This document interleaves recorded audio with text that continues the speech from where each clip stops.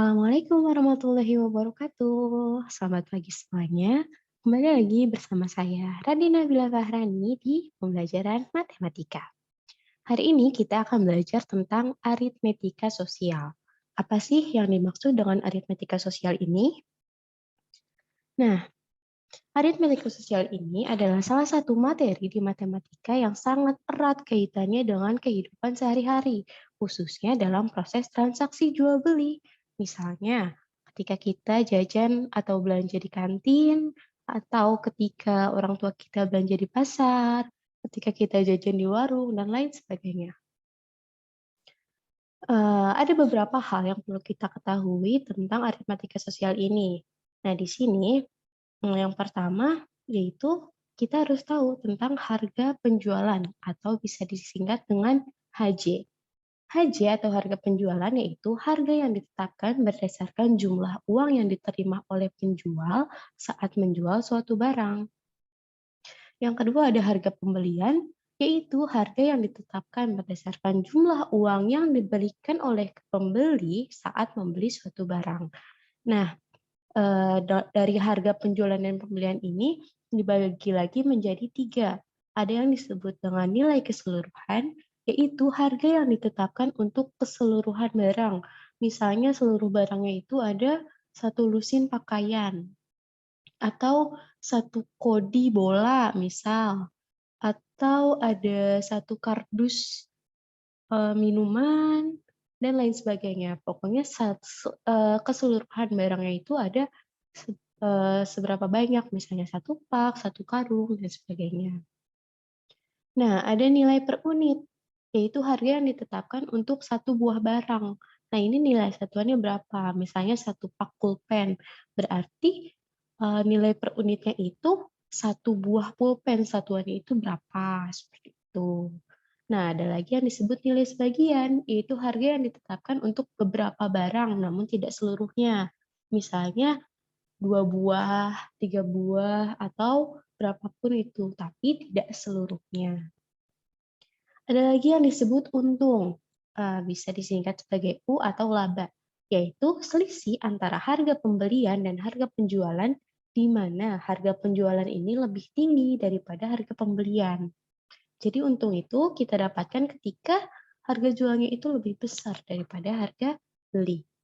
Sebaliknya ada rugi yang dilambangkan dengan R, yaitu selisih antara harga pembelian dan harga penjualan, di mana harga penjualan ini lebih rendah daripada harga pembelian. Agar kalian lebih memahami tentang aritmetika sosial ini, kita langsung ke contoh ya. Contoh yang pertama. Pak Haji membeli sekardus aqua gelas berisi 48 gelas dengan harga 36.000. Air tersebut akan dibagikan kepada jemaah masjid setelah selesai sholat Jumat. Setelah dihitung, jemaah masjid tersebut jumlahnya 50 orang. Jadi Pak Haji membeli lagi 2 gelas aqua di warung yang sama. Pak Haji membayar dengan uang 2.000 dan mendapatkan kembalian sebesar 50.000. Tentukanlah yang pertama nilai keseluruhan, yang kedua nilai sebagian, dan yang ketiga nilai per unit. Oke, kita bahas ya. Pembahasan. Diketahui yang dibeli itu apa tadi barangnya, yaitu aqua gelas. Ya, betul. Nah, harga pembeliannya itu ada dua ya, ada per kardus dan ada untuk 2 aqua gelas gitu. Nah, tadi sekardusnya itu harganya 36.000 dan untuk 2 gelas aqua ini Pak Haji membayar 2.000 dan dikembalian Rp500 sehingga harga untuk 2 gelas aqua ini 2.000 dikurangi 500. Nah, langsung kita jawab. Yang pertama, nilai keseluruhan. Seperti yang tadi sudah jelaskan, keseluruhan ini sepaket gitu ya. Dia mau sekardus, selusin, atau sekarung gitu. Nah, dalam hal ini, keseluruhannya itu sekardus, satu buah kardus aqua gelas gitu. Harganya 36.000. Jadi nilai keseluruhannya yaitu 36.000. Yang kedua, nilai sebagian. Nah, di sini sebagiannya itu Pak Haji membeli 2 buah aqua gitu. 2 bagian dari satu kardus aqua gitu. Kalau tadi dijualnya per kardus, kalau yang sebagian ini dijualnya tidak satu kardus, tapi 2 gelas aja gitu. 2 gelas aqua harganya berapa? 2.000 dikurangi 500, yaitu 1.500. Nah, yang terakhir harga per unit, yaitu satu buah ya, satu gelas aqua. Kalau tadi duanya itu 1.500, berarti untuk satu gelas aqua, yaitu 1.500 dibagi 2, yaitu Rp750. Seperti itu. Nah, selanjutnya ada contoh yang kedua nih, kelanjutannya ya. Pak Rifki membeli seekor sapi seharga 17 juta. Oke, Pak Rifki membeli seekor sapi seharga 17 juta. Setelah dipelihara selama 1 bulan, berat sapi mencapai 250 kg.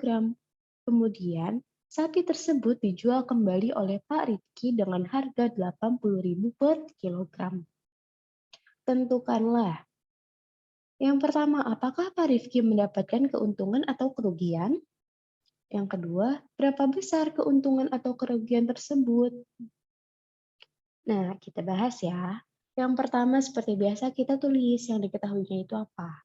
Diketahui, yang pertama, barang yang dibeli itu tadi apa? Sapi, ya betul.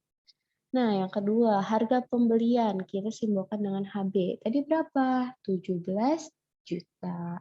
Oke, kalau ada harga pembelian berarti kita punya harga penjualan. Nah, harga penjualan kita singkat jadi HJ ya. Di sini ditetapkan HJ-nya itu 80.000 per kilogram. Nah, kalau jualnya per kilogram berarti kita harus tahu ada berapa sih seluruhnya. Sapi itu tuh seluruhnya berapa kilogram gitu. Nah, beras sapi seluruhnya yaitu 250 kilogram. Sekarang kita jawab ya. Untuk menjawab pertanyaan tersebut, pertama-tama kita harus tahu dulu harga penjualan seluruhnya gitu. Karena kan yang dijual itu satu buah sapi ya. Nggak mungkin kita jualnya 1 kilo sapi gitu. Karena yang dijual di sini adalah sapi yang masih hidup ya, bukan daging sapi. Kalau daging sapi itu beda lagi. Kalau di sini yang dijual itu satu buah sapi utuh gitu. Jadi kita harus tahu dulu harga seluruhnya itu berapa.